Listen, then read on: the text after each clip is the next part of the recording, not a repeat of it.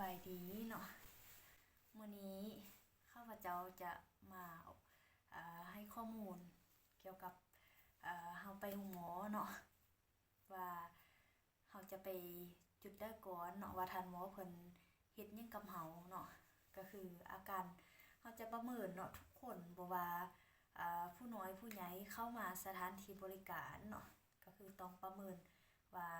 คนเจ็บผู้นี้มีอาการฉุกเฉินบ่เนาะผู้นี้มีอาการบุลิมสิตเนาะดังนั้นพวกทานเข้าไปโรงหมอมันบ่มันจะมีห้องฉุกเฉินแล้วต่อไปก็คือห้อง OPD เนาะ OPD หมายความว่าเป็นห้องกวดเข็ดนอกที่ว่าประชาชนเฮาหรือว่าคนเจ็บรับรู้นำกันเนาะส่วนแพทย์หมอเพิ่นจะเอิ้นว่า OPD เนาะส่วนฉุกเฉินก็คือห้องemergency สินะตัวนี้แต่ว่าเฮาจะเว้าข้าพเจ้าจะเว้าในเชิงที่ว่าเป็นคำศัพท์แล้วก็คำศัพท์แพทย์เด้แล้วก็เว้าภาษาลาวไปนำกันเนาะถือว่าเรียนรู้ไปนำกันถ้าว่าเฮาฝึกเว้าเรื่อยๆเฮาก็มีความจื้อจำแล้วก็บ่ลืมเนาะถ้าว่าเฮาบ่เว้าก็คือมันก็จะลืมไปเนาะตัวนี้แม่นบ่คือว่าทุกคนเข้าไปมันจะเรียนรู้ผู้ใดไปโรงหมอเนาะหรือว่าอยู่คลินิกแต่ว่าคลินิกบางเทื่อเขาเจ้าก็จะเปิดมันเป็นวนเดียวประเมินเลยเนาะประเมินกับทีเลยนะว่าผู้นี้มีอาการฉุกเฉินบ่หรือว่าอาการบุลเมซิสตัวนี้แต่ว่าข้าพเจ้าจะมาเว้าใน2แง่นี้เนาะว่าอาการฉุกเฉินแนวใดจึงเอิ้นว่าอาการฉุกเฉินเนาะแนวใดจึงเอิ้นว่าอาการบุลเมซิสเนาะที่ว่าแต่ว่าจะเน้นไปเรื่องเด็กน้อยเนาะเด็กน้อยถ้าว่าพวกทานเนาะมีลูกหลานหรือว่ามีหยังภายในเรือนมีอาการเจ็บไข้ได้ป่วยเนาะถ้าว่าได้รับฟังที่ว่าหมอเนาะที่ว่าเว้าแต่ว่าสิพยายามเว้าให้เป็นศัพท์คำลาวแล้วก็อธิบายให้ง่ายเข้าใจง่ายที่สุดเนาะอาการฉุกเฉินแนวใดจึงเอิ้นอาการฉุกเฉินมันประเมินตัวได้แลเนาะก็คือจะเว้าภาษาอังกฤษทางหน้าเนาะเพื่อเป็นสเต็ปลงไปถ้าว่าบ่เว้าก็มันจะบ่เป็นสเต็ปเดี๋ยวหมอจะเป็นผู้หลงเองสับหน้าสับหลังเองเนาะเพื่อให้ผู้เว้านี่จะเป็นสเต็ปบ่แม่นว่ามาอวดหูอวดนั่นเนาะแต่ว่าอยากให้มีจิตใจที่ว่ามีความรู้อันใดสินะที่ว่าอยู่ภายในบ้านหรือว่าอยู่ในครอบครัวเนาะพอที่จะรู้สินะข้าพเจ้านี่ก็อยากถอดถอนบทเรียนใดเนาะคือว่าคนเจ็บมาสิเฮาก็ปากเนาะแล้วก็ให้ความแบบให้ความรู้หรือว่าชีวิตประจำวันหลายเท่าที่หลายใดเนาะเว้าหลายไปสิมันก็เป็นเฮ็ดให้ฝึกเนาะฝึกให้ตนเองทุกคนมาก็ต้องได้ได้ล่มได้เว้าถ้าเฮาบ่ฝึกบ่นั้นเฮาก็กลายเป็นคนแบบบ่ค่อยมักปากมักเว้าคนเฮาเฮ็ดแนวใดมันก็เป็นแนวนั้นเนาะทุกมื้อนี้การฝึกตนเองเนาะเรียนรู้ตนเองเฮามักในแง่ใดหรือว่าเบิ่งมันดูดีเฮาก็ควรฝึกเนาะฝึกตนเองให้มันเป็นความชินเคยเนาะแล้วก็พยายามเรียนรู้บ่ต้องหยุดพัฒนาตัวเองเว้าเรื่องการซอกฮู้ห้ำเรียนนี่มันดีเนาะดีต่อทานและดีต่อคนข้างเคียงถ้าทานฮู้ก็ถือว่าสวยเขาเจ้าใดเนาะแต่ว่าเรื่องสุขภาพนี่สำคัญเนาะมันเปิดกว้างเว้าเรื่องออนไลน์เว้าเรื่องอยู่อินเทอร์เน็ตเนาะพวกทานเป็นคนเจ็บหรือว่าบ่แม่นแพทย์แม่นหมอพวกทานก็สามารถเข้าแล้วก็เข้าไปฟังหรือว่าเข้าใจสินะแล้วก็เพราะว่าเว้าเรื่องชีวิตของทานเนาะมันขึ้นกับของทานเองรักษาชีวิตของคือตัวของเฮาเนาะจิมีผู้ใดที่ว่ามาเฮ็ดให้เฮาดีขึ้นก็คือตัวของเฮาเองแม่นบ่เป็นเจ็บเป็นป่วยเป็นจังซี่แพทย์ช่วยได้แต่ว่าที่สำคัญสุขภาพแข็งแรงป้องกันบ่ให้เป็นพยาธิก็คือตัวของทานเองเนาะดังนั้นเดี๋ยวนี้จะเข้าในเนื้อเรื่องเลยเนาะเกี่ยวกับอาการฉุกเฉิน1ก็คือairway เนาะ airway นี่แปลลาวก็คือเส้นทางหายใจเนาะเส้นทางหายใจนี่เป็นจังตรงว่าเส้นทางหายใจบางคนนี่เด็กน้อยเนาะกินขนมกินซีนโกมกิน มันมีลูกบี้มักปัดเมงนะยัดเข้าปากเข้าด่างเนาะตัวนี้ถ้าว่ามันมีการอุดตันแล้ววิธีแก้ไขก็คือเราต้องหาวิธีเอาออกเนาะถ้าออกบ่ทันก็คือเด็กหรือว่าผู้เกี่ยวต้องเสียนะถึงขั้นเสียชีวิตได้เนาะถ้าว่าบ่มีคนช่วยใดตัวนี้เนาะตัวที่2ก็คือbreathing ตัว B เนาะถ้าว่าเส้นทางหายใจมีการอุดตันเอาออกแล้วเนาะแต่ว่าการหายใจยังบ่ได้ยังหายใจสุดโทรมเนาะหรือว่าบ่หายใจติดขัดหายใจป๋าแบบนี้นะมีอาการกำแลเนาะมีการจ้องดึงของพงปีกดังกับติงแบบนี้นะถ้าอยู่นำหมอเนาะถ้ามีอาการนั้นเพิ่นก็มี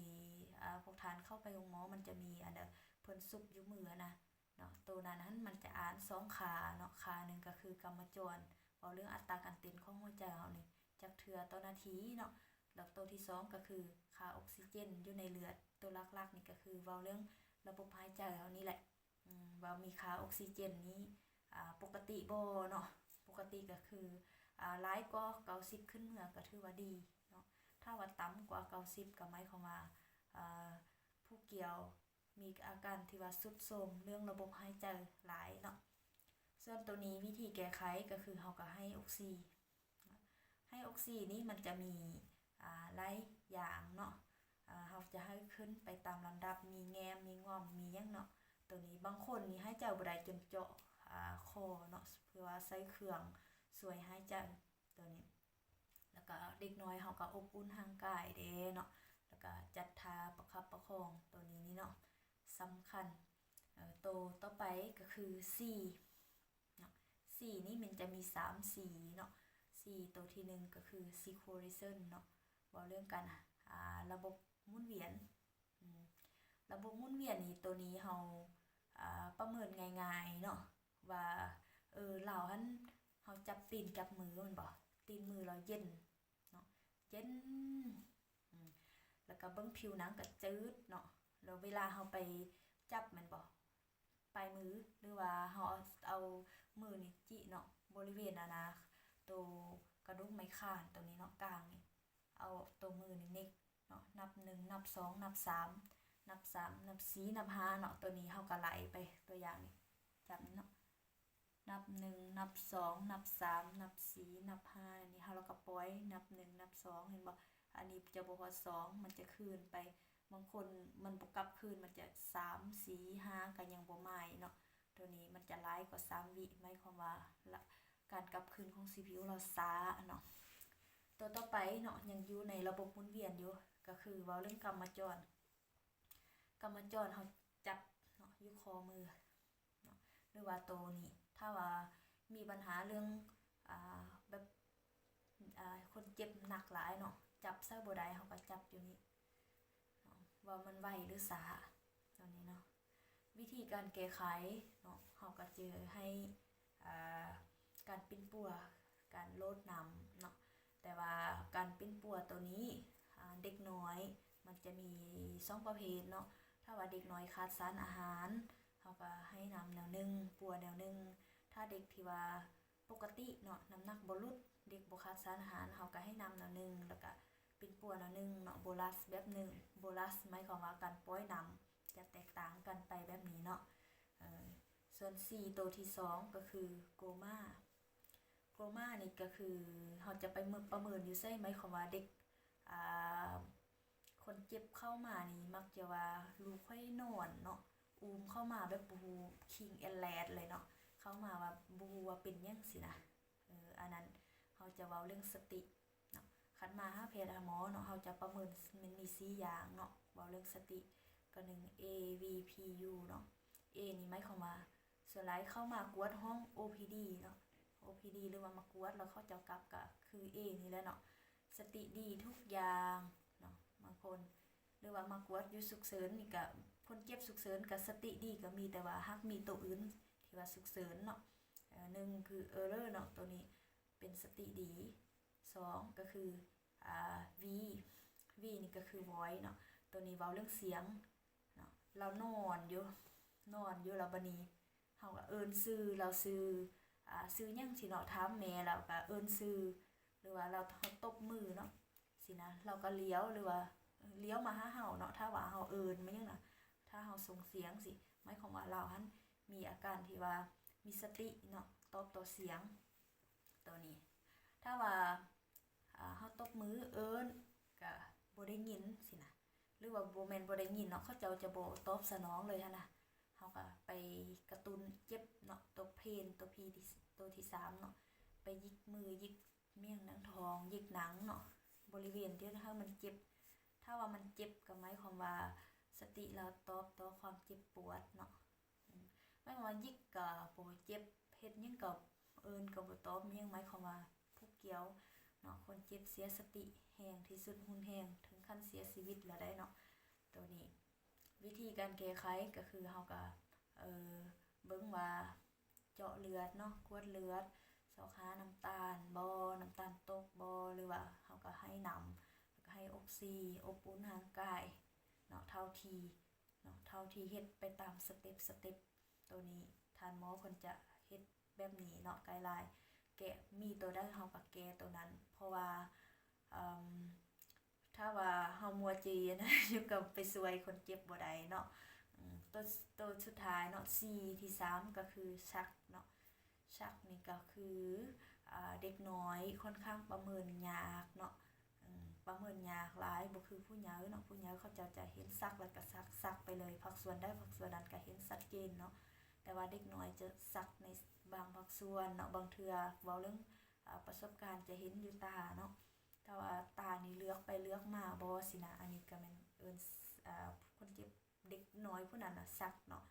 ตัวนี้นี่ที่จริงบ่ค่อยอันนั้นเนาะแต่ว่าได้เพราะว่ามีอาจารย์เขาเจ้ามานะมาแล้วก็เจอเคสคนเจ็บมาสิแล้วก็เนาะเรียนรู้เพราะว่าเด็กน้อยจะให้ข้อมูลเฮาบ่ได้แล้วก็ประเมินยากสินะบางเทื่อจะซักเป็นบางส่วนเนาะเฮาจับมือสิมันก็กระตุกเป็นบาดเนาะแล้วก็แขนเนาะตัวนี้วิธีแก้ไขก็คือเฮาจะแก้ให้ยาแก้ซักไปเนาะเด็กบางคนให้เทื่อนึงไปแล้วก็เศร้าไปแต่บางคนจะกลับมาเนาะซักอีกรอบแบบนี้นะอันตรายอยู่เนาะดังนั้นคือแพทย์อยู่กับแพทย์กับหมอเนาะเฮาจะมีการให้ยาแบบไปตามที่แบบเฮาติดตามคนเจ็บฉุกเฉินนี่มันทุกนาทีเลยได้เนาะเพราะว่าเฮาจะเบิ่งติดตามอย่างต่อเนื่องเพราะว่าเรานักเลยเนาะดังนั้นอย่างตัวสุดท้ายเนาะก็คือ dehydration เนาะตัวนี้เว้าเรื่องการขาดน้ำเฮาจะรู้ได้ว่าคนเจ็บผู้นี้ขาดน้ำประเมินตัวได้เลยเนาะอันนึงเฮาก็ถามแม่แล้วเนาะว่าเรามีอาการท้องบ่เนาะหรือว่าเรากินบ่ได้เลยหาเพียงอย่างเดียวเนาะแล้วก็เบิ่งเฮาถามเด้แล้วเฮาก็สังเกตเนาะไปพร้อมว่าเราง่วงซึมสติเราเป็นเอาได้เนาะตาเราโกนบ่เนาะแล้วก็เมี่ยงคูผิวหนังน่ะซาบ่เนาะหรือว่าเราท้ายเป็นน้ำกินบ่ได้เนาะหรือว่ากินแล้วหากทุกอย่างบ่สิเนาะประมาณนี้แต่ว่าเฮาถ้าว่าเฮาจัดไปแล้วเฮาก็ต้องเบิ่งว่าเราขาดน้ำคั้นได้เนาะขาดน้ำมันมี3อย่างขาดน้ำตัวนี้ขาดน้ำเบาบางเนาะปานกลางแล้วก็ให้แห้งแต่ว่าการปิ้นปัวมันจะบ่คือกันเนาะเฮาจะให้การปิ้นปัวมันแตกต่างกันอีกแต่หลักๆถ้าว่าเด็กเป็นเด็กก็คือขาดสารอาหารบ่ขาดสารอาหารกับปิ้นปัวแตกต่างกันอีกเนาะสำหรับเด็กที่ขาดสารอาหารนี่เฮาจะไปประเมินอยู่บ่ได้เนาะส่วนหลายนี่เด็กขาดสารอาหารเข้ามาสิเฮาก็สังเกตออกเลยเนาะว่าเด็กนี่จะหัวใหญ่หน่อยนึงเนาะแล้วก็แขนขาลีบเนาะก้นจะเหี่ยวเนาะจะบ่ค่อยมีกรามศีลปานใดตัวนี้คือว่าเป็นเด็กขาดสารอาหารเนาะดังนั้นถือว่าเว้าข้าพเจ้าเว้ามาเว้าเรื่องอาการฉุกเฉินเว้ามาฮอดนี้ก็ถือว่าสุดเนาะมันจะมีหลักๆก็คือ A เนาะ airway เนี่ยเว้าเรื่องเส้นทางหายใจเนาะแล้วก็การหายใจแล้วก็เว้าเรื่องการหมุนเวียนแล้วก็สติเนาะแล้วก็ซักแล้วก็เว้าเรื่องการขาดน้ำถือว่ามี6อย่างเนาะอาการฉุกเฉินหลักๆที่เฮาประเมิน ถ้าโตได้โตหนึ่งที่ว่ามันบ่แม่นว่าเฮาจะเฮ็ดไปตามสเต็ปอันนี้แต่ว่าข้าพเจ้าจะเว้าสเต็ปย้อนว่าเว้าแล้วจะบ่ให้หลงเนาะแต่ว่าคนเจ็บมาตัวจริงเฮาพบตัวได้เฮาก็แก้ตัวนั้นเพื่อให้มันทันแล้วก็ช่วยชีวิตเขาได้ตัวนี้เนาะถือว่าข้าพเจ้าเว้ามานี้ค่อนข้างจะละเอียดเนาะอันนี้เป็นความคิดของข้าพเจ้าเองแต่บ่ฮู้ว่าผู้ฟังนั้นจะละเอียดบ่เนาะถ้าว่าตัวได้ที่ว่าข้าพเจ้าเว้าแบบฟังคือบ่ม่วนหรือว่ากึกๆกักๆก็ขอโทษขออภัยนำเนาะเป็นแนวใดก็คอยเรียนรู้นำกันเนาะแล้วก็สนทนานำกันไปแบบนี้เรื่อยๆเนาะขอฝาก